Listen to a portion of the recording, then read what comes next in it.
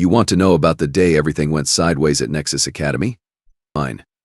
But don't say I didn't warn you when your 3 stomachs start churning and your tentacles begin twitching with secondhand anxiety. My name is Vex Thornspike, senior biology instructor at the most prestigious interstellar academy in the Andromeda sector. I've been teaching xenobiology for 47 standard cycles, and in all that time I've seen students do incredibly stupid things. Grack spawn trying to pet venomous cloud beetles, Zephyrians attempting to communicate with acid slugs. Typical teenage nonsense, really. But nothing, and I mean absolutely nothing, prepared me for the human. Her name was Maya Kowalski, transferred from that backwater planet Earth as part of some diplomatic exchange program, 20 Earth years old, which translates to roughly 14 in Nexus standards. Brown hair that defied every law of physics by refusing to stay in place, despite our artificial gravity systems. Green eyes that held an unsettling amount of curiosity, and a smile that made even our most seasoned security personnel nervous. The first red flag should have been her entrance exam scores. Physical durability, off the charts.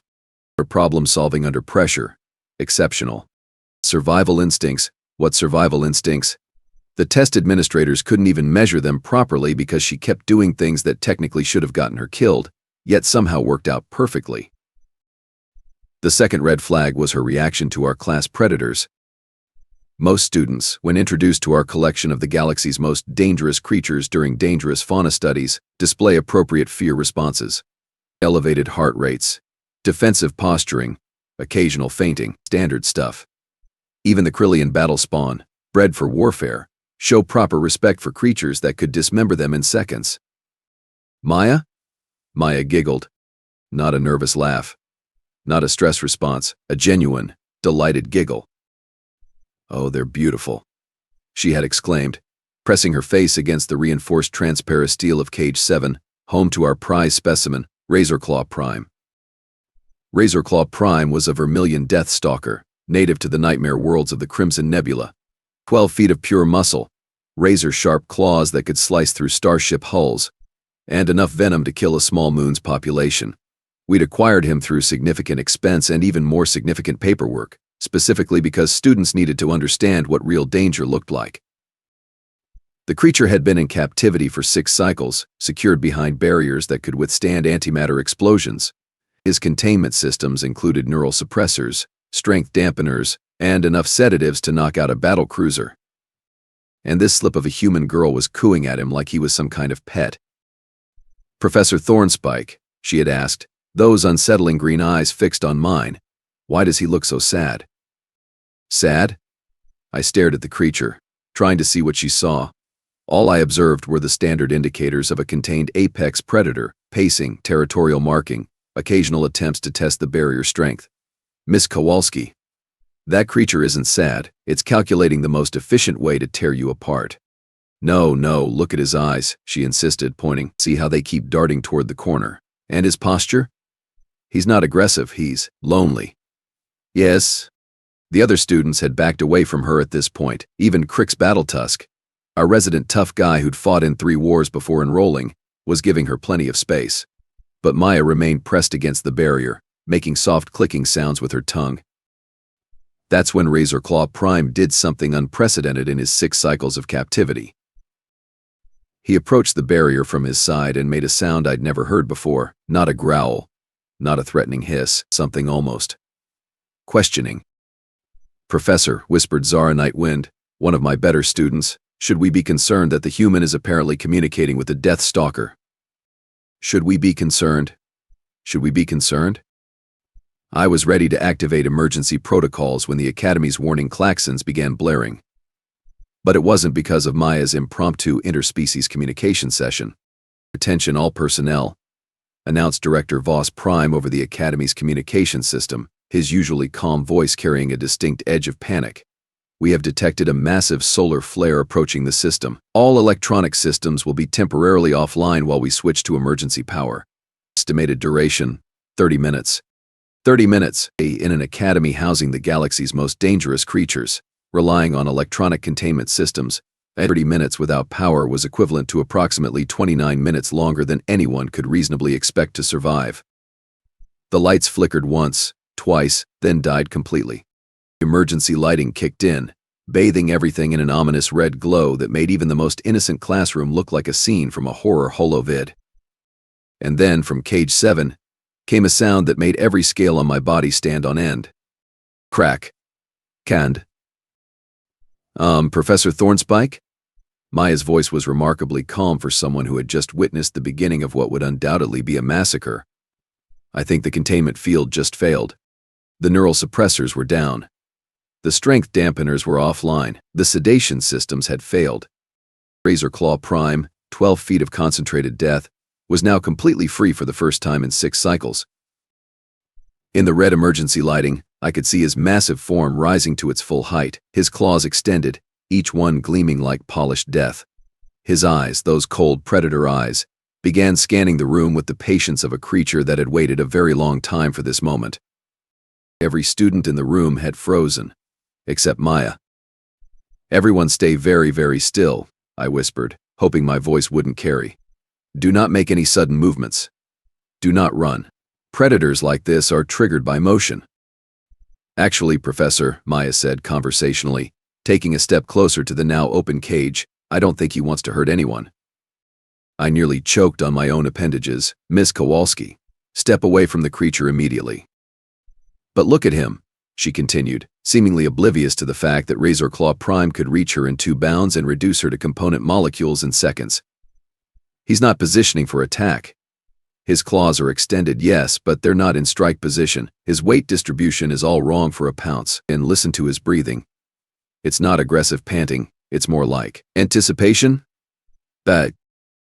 As if summoned by her words, Razor Claw Prime turned his massive head toward Maya.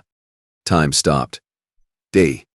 Every student, every instructor, like every maintenance drone in the vicinity held perfectly still as the galaxy's most efficient killing machine focused its attention on the small human who had somehow, impossibly, read its emotional state correctly. Maya, bless her insane human heart, smiled and held out her hand. "Hey there, big guy," she said softly. "Want to come say hello properly?" I was calculating the trajectory needed to tackle Maya out of harm's way when Razor Claw Prime did something that redefined my understanding of xenobiology, physics, and apparently the fundamental nature of reality itself. He approached her. Slowly. Carefully. And then, with a gentleness that seemed impossible for a creature designed by evolution to be the perfect killer, he lowered his massive head and nuzzled her outstretched hand. The sound Maya made was pure delight. "Oh, you beautiful boy. You just wanted some attention, didn't you?" "This," I managed to croak, "is not scientifically possible." "Lots of things aren't scientifically possible until they happen," Maya replied, now running her hands along Razor Claw Prime's armored head. The creature's eyes had actually closed, and he was making a rumbling sound that I could only describe as purring. Besides, hasn't anyone here ever heard of pack bonding? Pack bonding? With a vermilion Death Stalker? The concept was so absurd that my brain temporarily rejected it as input. But there it was, happening right in front of me. The most dangerous predator in our collection, free from all restraints, was behaving like an oversized pet with a human who weighed less than one of his claws. "Maya," I said carefully, "I need you to listen to me very closely. That creature is not domesticated. It's not trained. It's a wild predator that could kill you accidentally just by being affectionate." "Oh, he knows," she said, scratching behind what I assumed were his auditory receptors. Razor Claw Prime's purring grew louder. "Don't you, sweetie? You know exactly how strong you are. You're being very gentle, because you don't want to hurt your new friend." The creature opened one massive eye and looked directly at me.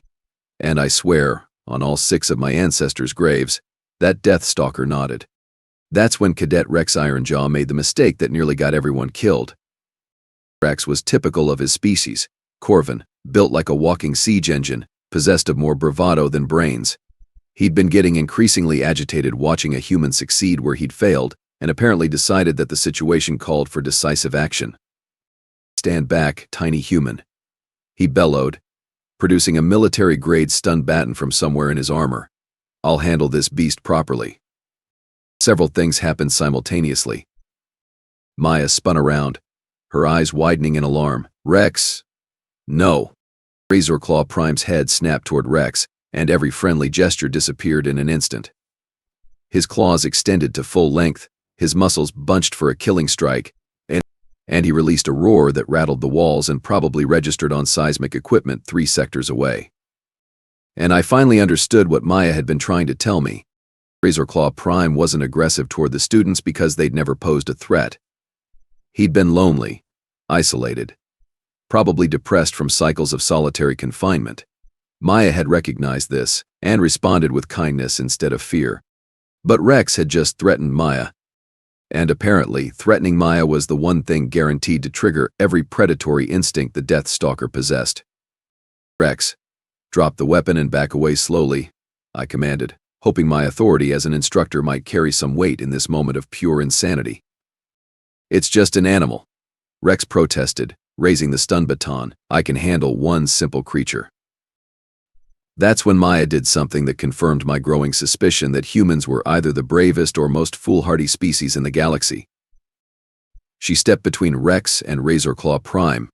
"Stop," she said firmly, holding up one small hand toward the massive predator who was clearly preparing to reduce Rex to his component atoms. "He's young and stupid, but he's not actually dangerous, just scared and trying to prove himself." Razorclaw Prime paused, his killing strike half begun, and tilted his head as if considering her words. "Rex," Maya continued without turning around, "put down the weapon and apologize.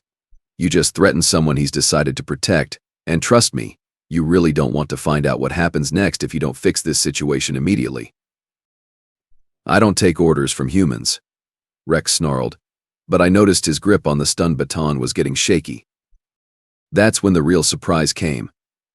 Not from Razorclaw Prime, who was still frozen in his attack posture, muscles coiled like springs. Not from Maya, who remained calmly positioned between a furious Death Stalker and an armed cadet. The surprise came from every other student in the room. "Rex," said Zara Nightwind quietly, "put down the weapon." "Yeah, Rex," added Torvin Stormscale, our resident genius. "You're about to get everyone killed." "Including yourself," noted Crix Battletosk with professional appreciation. "That creature could cut through your armor like tissue paper." One by one, every student in Advanced Dangerous Fauna Studies told Rex Ironjaw to stand down. Not because they were afraid of Razorclaw Prime, because they were afraid of what Maya might think of them if they let Rex do something stupid. When had that happened?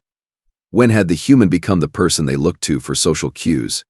Rex, apparently realizing that his grand gesture had transformed him into the class villain instead of the hero, slowly lowered his weapon. "I was just trying to protect everyone."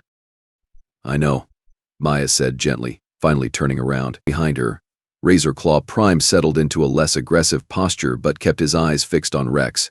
"But protection works better when you understand what you're protecting people from." The emergency power had been restored while we were all focused on not dying, and normal lighting gradually returned.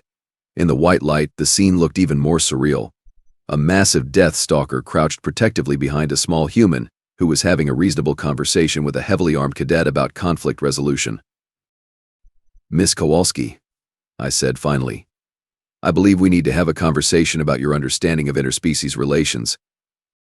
"Sure, Professor Thornspike," she replied cheerfully.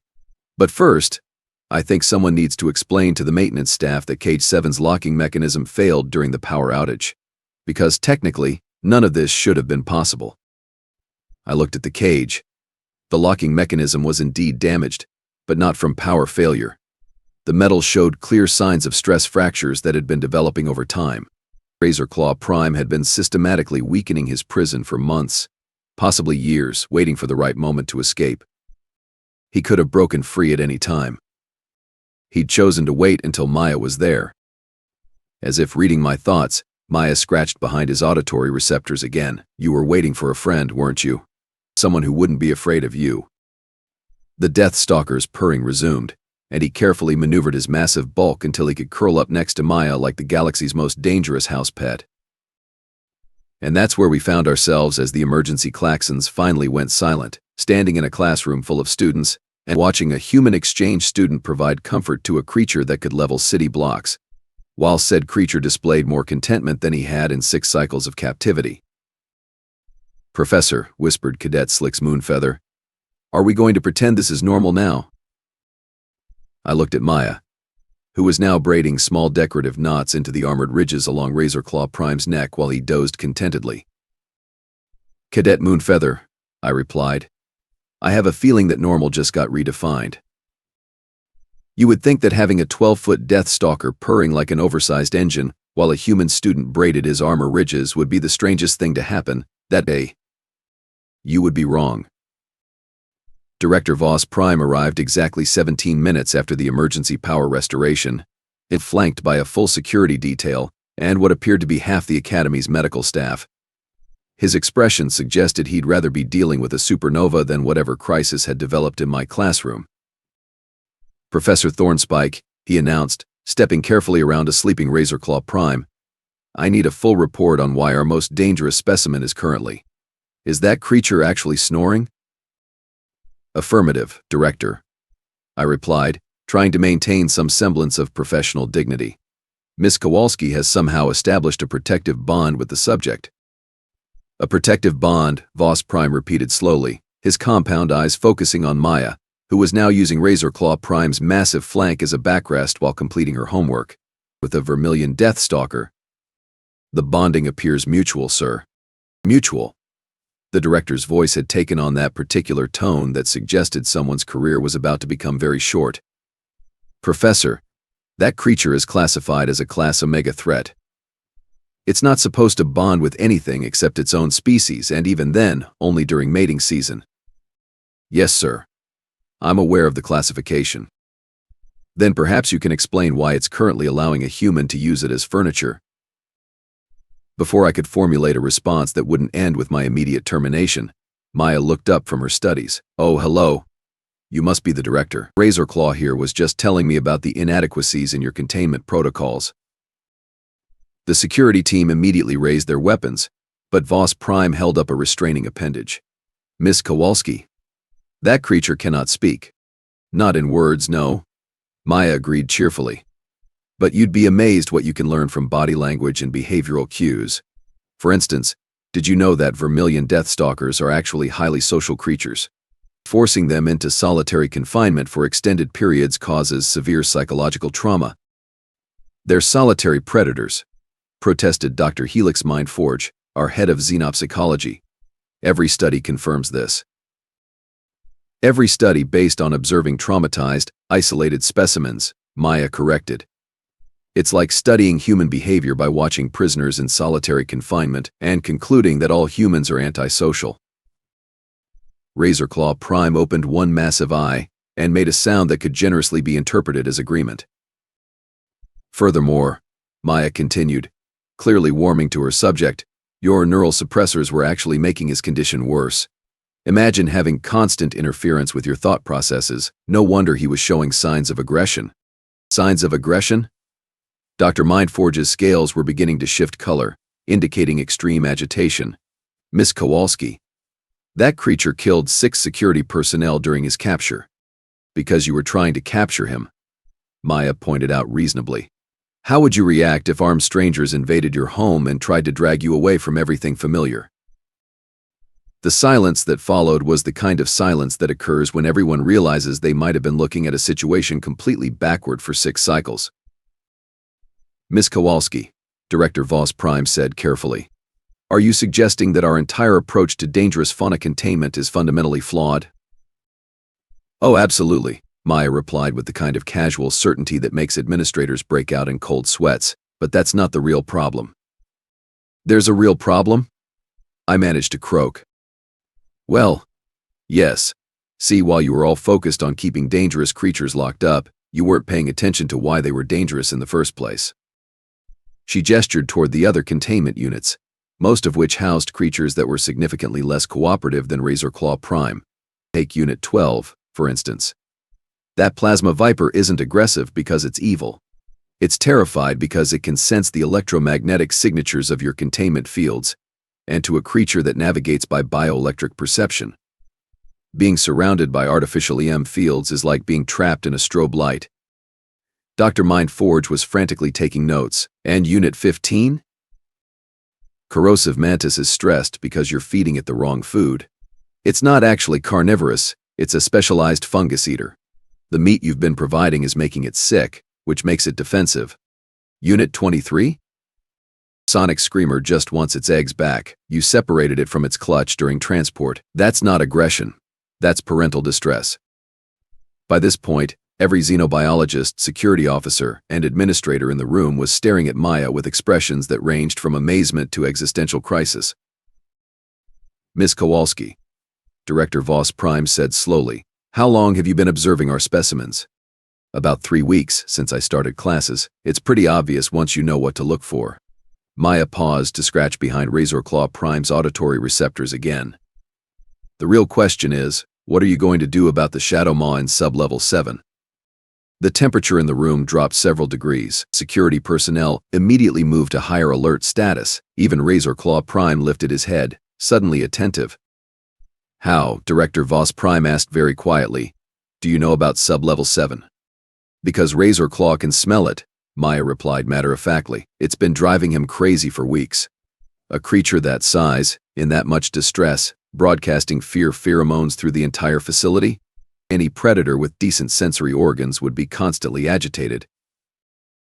"The Shadowmaw is contained behind triple reinforced barriers," protested Security Chief Talon Grimshield. "There's no possible way its pheromones could reach the upper levels. Unless—" "Yeah," Maya said thoughtfully.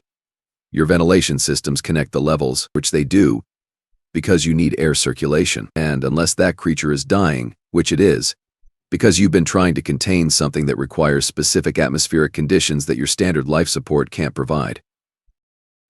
The look of horror on Chief Grimshield's face confirmed Maya's deduction. "How long?" Director Voss Prime demanded. "Based on the pheromone intensity Razorclaw's been picking up, I'd estimate maybe 2 days before complete system failure," Maya said. "When a Shadowmaw dies in captivity, it releases toxins that can contaminate an entire facility. You'd have to evacuate the academy for at least 6 months." "Why didn't anyone else detect this?" Dr. Mindforge asked desperately. "Because you weren't listening to your specimens," Maya explained patiently. "Razorclaw's been trying to warn you for days. The pacing, the agitation, the constant testing of his barriers. He wasn't trying to escape, he was trying to get your attention." All eyes turned to Razorclaw Prime, who made a sound that could only be described as deeply resigned confirmation. "So, what do you recommend, Miss Kowalski?" Director Voss Prime asked, and I noticed his voice had shifted from interrogation mode to consultation mode. "Well, first, we need to get down to sub-level 7 and figure out what the Shadowmaw actually needs. Then we need to redesign your containment protocols based on species-specific requirements rather than one-size-fits-all security measures." Security Chief Grimshield looked skeptical. "Oh yes, Razorclaw's coming with me. He's the only one who can accurately assess the Shadowmaw's condition through scent markers." "Absolutely not," Chief Grimshield stated firmly. "I'm not allowing a Death Stalker to roam freely through the facility." Maya looked at him with the kind of patient expression usually reserved for particularly slow students. "Chief, in about 48 hours, you're going to have a facility-wide contamination event that will require complete evacuation and months of decontamination. Your choice is either trust me and Razorclaw to help fix the problem, or start planning the largest emergency evacuation in Academy history." "The human has a point," admitted Director Voss Prime. "However, Miss Kowalski, I cannot authorize an unrestrained Class Omega Predator to access restricted areas." "Then don't think of him as unrestrained," Maya suggested. "Think of him as having a very dedicated handler." Razorclaw Prime chose that moment to demonstrate his dedication by carefully positioning himself so that Maya could lean more comfortably against his armored side. "This is insane," muttered Dr. Mindforge. "This is Tuesday," I corrected. "Insane was last week when Cadet Brightscale tried to prove that acid slugs could be trained to perform mathematical calculations." "Did it work?" Maya asked with interest. "They calculated the most efficient way to dissolve his boots." 20 minutes later, our impromptu expedition to sub-level 7 consisted of Maya, Razorclaw Prime, myself, Director Voss Prime, Dr. Mindforge, Security Chief Grimshield, and enough backup security to invade a small moon. The smell hit us before we reached the containment chamber. "Oh no," Maya whispered, quickening her pace. Razorclaw Prime moved smoothly beside her, his massive form somehow managing to avoid making any sound despite his size. "We might be too late." Sub-level 7 housed the Academy's most dangerous and classified specimens. I'd been down here perhaps a dozen times in my career, and each visit had reinforced my belief that some creatures were simply too hazardous for educational purposes. The Shadowmaw was contained behind barriers that could withstand direct hits from capital ship weapons. It was a creature of living darkness, native to the void between stars, capable of consuming light itself. The Academy had acquired it through channels I preferred not to think about, for research into non-photonic life forms. Through the observation portal, I could see why Maya was concerned. The creature that had once filled its containment chamber with writhing darkness was now a barely visible wisp, clinging to one corner like smoke about to dissipate. Atmospheric composition? Maya asked briskly. Standard nitrogen-oxygen mix with noble gas buffers, replied Chief Grimshield. Wrong. Shadowmaws require high concentrations of ambient electromagnetic radiation to survive. You've been slowly starving it of the energy it needs to maintain cohesion. The containment protocols specify energy-dampening fields to prevent escape, Dr. Mindforge protested. Which is like trying to keep a fish alive by removing all the water from its tank, Maya shot back. Razor Claw, what's your assessment? The Death Stalker approached the containment barrier and inhaled deeply. The sound he made was unmistakably mournful. He says it's close to final dissolution, maybe 6 hours, at most. He says. Director Voss Prime's voice had climbed at least an octave. Sent communication. Razor Claw can detect biochemical markers that indicate specific emotional and physical states. It's actually quite sophisticated once you learn to interpret it. Without waiting for permission, Maya began entering commands into the containment control panel. Miss Kowalski, step away from those controls immediately, Chief Grimshield barked. Do you want to save it or not? Maya replied, not pausing in her work. Because if we don't adjust the containment parameters in the next few minutes, you're going to have a contamination event that makes nuclear waste look like a minor inconvenience. What are you doing? Director Voss Prime demanded. Reducing the EM dampening fields to minimum levels and introducing controlled photonic feeds. The creature needs energy input, not energy suppression. The containment chamber began to glow with soft, pulsing light. Within minutes, the barely visible wisp began to expand, solidifying into something recognizably alive rather than dissolution adjacent.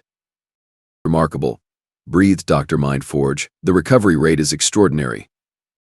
Because you're finally giving it what it needs to survive, Maya explained. The containment can maintain creature welfare and facility security simultaneously. You just need to understand what each species requires. The Shadowmaw, now restored to something approaching health, moved through its chamber with fluid grace. As it passed the observation portal, it seemed to pause and orient toward Maya. I think it's trying to communicate, she said softly. Shadowmaws are non-sentient, Dr. Mindforge stated automatically. Based on what evidence? Studies of dying, traumatized specimens? The creature pressed against the inside of the observation portal, and for a moment the darkness seemed to shift into patterns that might have been recognition, gratitude, or simply acknowledgement. Thank you, Maya whispered. The return trip to the upper levels was considerably quieter than our descent had been. Word of what had happened in sub-level 7 was already spreading through the Academy's communication networks. By the time we reached my classroom, half the faculty had assembled to witness the human who had somehow revolutionized our understanding of xenobiology in the space of a single afternoon. Miss Kowalski, Director Voss Prime said formally, I believe we need to discuss a significant change in your academic program. Sir? How would you feel about designing a new curriculum for interspecies communication and ethical containment practices? Maya's smile could have powered a small star. I'd love that. But I'll need Razor Claw as my teaching assistant. Teaching assistant? I sputtered. He's a class Omega predator. He's also the most perceptive behavioral analyst I've ever worked with, Maya replied, scratching behind his auditory receptors. Besides, who better to help students understand predator psychology than an actual predator? Razor Claw Prime made his purring sound, which I was beginning to interpret as agreement. Very well, Director Voss Prime decided. Professor Thornspike, you'll be working with Miss Kowalski to develop the new program. I expect a preliminary curriculum proposal by next week. As the crowd dispersed and normal academy operations resumed, I found myself alone with Maya and her unlikely companion. "Miss Kowalski," I said finally. "May I ask you something?" "Of course, Professor." "How did you know?" "About the creatures, about their needs, about everything." Maya was quiet for a moment, absently running her fingers along Razorclaw Prime's armored ridges. "On Earth, we have a saying, the most dangerous animal is a frightened one. Fear makes creatures unpredictable, aggressive, desperate. But if you can address the fear, find out what they really need, most of the time you discover they just want to be safe and understood. And humans excel at this. Humans excel at pack bonding with literally anything. It's kind of our thing. We've domesticated everything from wolves to house cats to, apparently, vermilion Death Stalkers." Razorclaw Prime opened one massive eye and fixed it on me. For the first time since Maya's arrival, I didn't feel like I was being evaluated as potential prey. Instead, I felt like I was being welcomed into something larger than myself. "Professor Thornspike," Maya said, "I think this is going to be the beginning of a beautiful friendship." Looking at the girl and her impossible companion, surrounded by the remnants of our old certainties about dangerous creatures and interspecies relations, I realized she was absolutely right. After all, if humans could pack bond with apex predators, redesign containment protocols by intuition, and revolutionize xenobiology through sheer empathy, who knew what other impossible things might become possible? The galaxy, I decided, was about to become a much more interesting place.